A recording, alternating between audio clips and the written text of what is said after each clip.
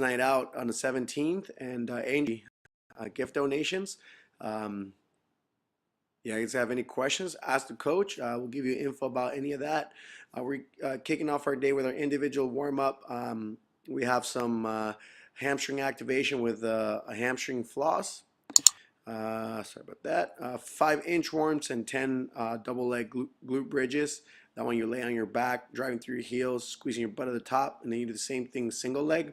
And then we're looking for a 1 minute super couch stretch here to help open up those hips even more.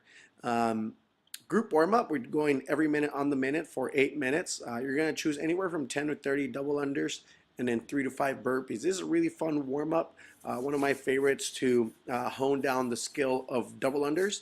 If you are newer to the gym, double unders, we discussed them in fundamentals, but it's one jump, 2 cycles around you.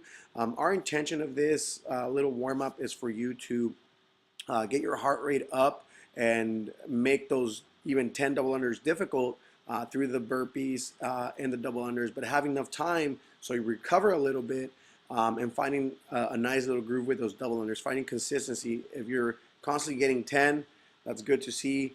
And then just see if you could keep that for all 8 minutes. If you're constantly getting, any between those numbers, totally works. What we're looking for is for you to at least get 20 seconds of rest between each minute. So if you're still working, if you're still, in your jump ropes at 40 seconds into that minute, just make sure you stop and rest, even if you don't get to your burpees. Our goal is to be able to hit 30 double unders and 5 burpees.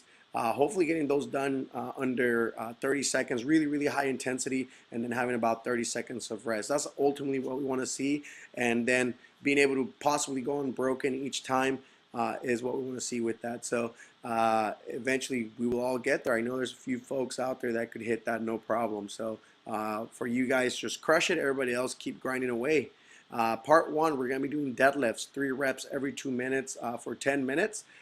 With a fatigue on this one, guys, something that I recommend is having the plates next to you to make those changes quicker. A lot of times we waste energy going back and forth in between sets, grabbing weights. Just have all your weights ready on the side.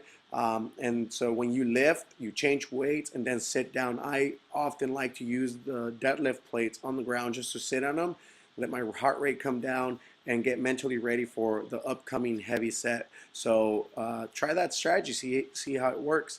For part 2, we're going to be doing some interval work every 3 minutes for 5 rounds. We're looking to do some pulling work and some pressing work all at the same time. For fitness, we're looking for 4 pull-ups and 4 push-ups.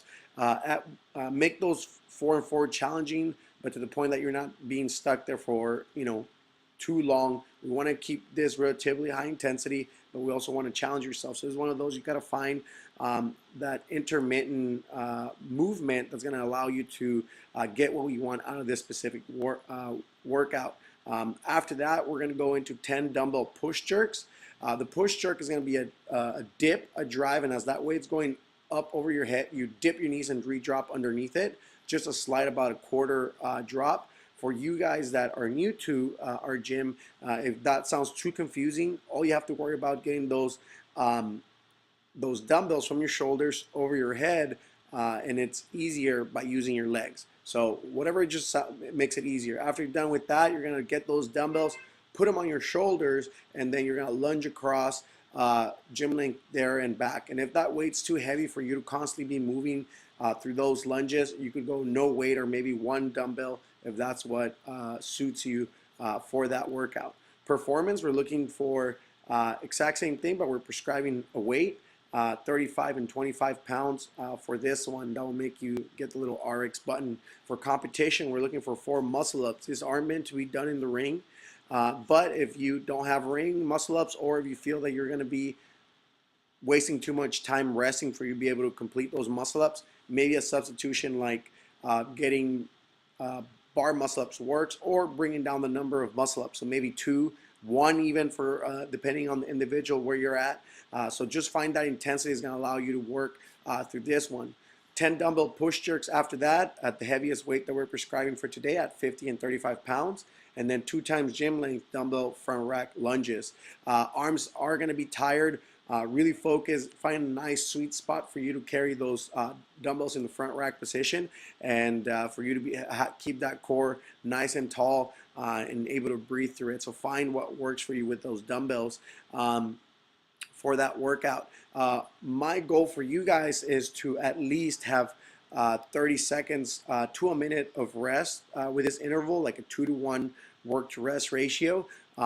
We don't want you overlapping into the next 3 minutes and making it an AMRAP. We want to make it where you have rest, you're able to recover. So when you go into those high skill gymnastics movement like muscle ups, you're able to get a couple in before it gets started. So interval work is really good for that, to get you to have success. A lot of times failing at reps is not the best thing, because then you learn that pattern. We want to be able to have success through your movement. For our cool down, we have our J curl. If you haven't done this one, it's going to be a stretch through your neck, through your spine. Really good stuff. The sciatic nerve floss.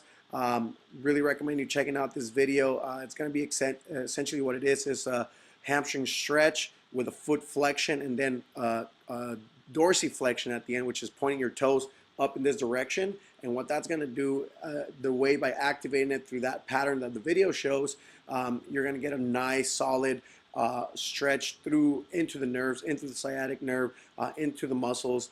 Try it out if you haven't tried it. Try that. Forward fold with shoulder extensions. QL stretch 1 minute each side. That's going to be the muscles in your lower back. And click those videos, guys, and I'll show you how to best go through those. Pigeon, 1 minute each side. Seated straddle, and then finally frog. Don't forget those stretches, guys. They're super, super important to help you come back for your training and be recovered.